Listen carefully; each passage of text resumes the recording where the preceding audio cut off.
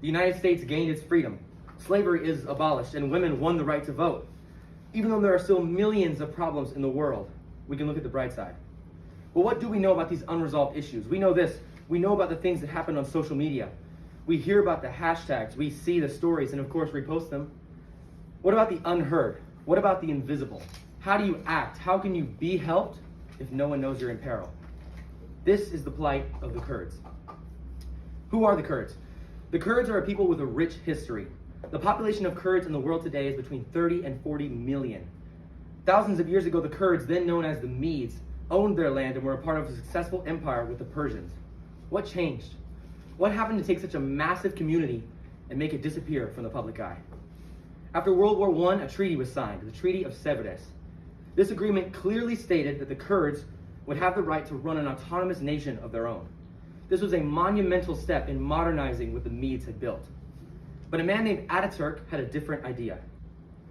He took some of this Kurdish land and more and made a nation known as Turkey.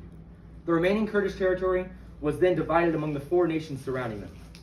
Turkey officially banned the words Kurd, Kurdish, and Kurdistan from being spoken within their borders. Ataturk dismissed the Kurds from existence. He argued there were no Kurds, merely Turks who forgot their language. Slowly, the world forgot about Kurdistan. Surrounded by enemies, Kurds were silenced. Fast forward to the 80s, a man named Saddam Hussein rose to power. He became the president of Iraq and used this authority to kill thousands and thousands of people. His goal was to eliminate the Kurds from existence. After more than 180,000 deaths, Saddam was finally tried and hung. This attempted genocide is just one of the many efforts to erase the Kurds.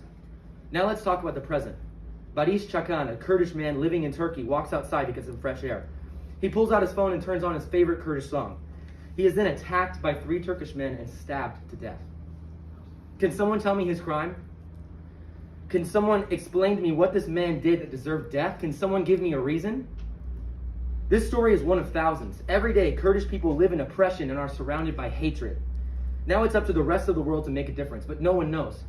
No one hears these stories. The media doesn't talk about these martyrs. So what can we do?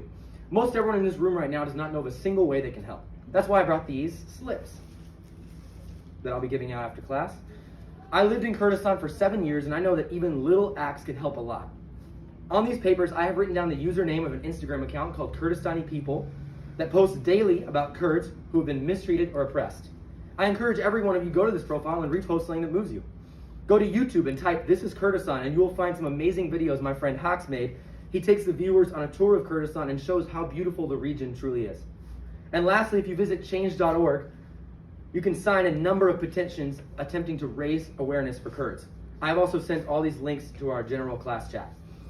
These 3 things are short, simple tasks that I encourage each and every one of you to complete. I ask that you do this minimal effort in order to show the world that someone does care for Kurdistan. I call on you.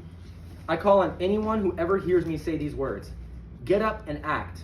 We cannot sit around in our privileged lives and pretend that nothing is wrong.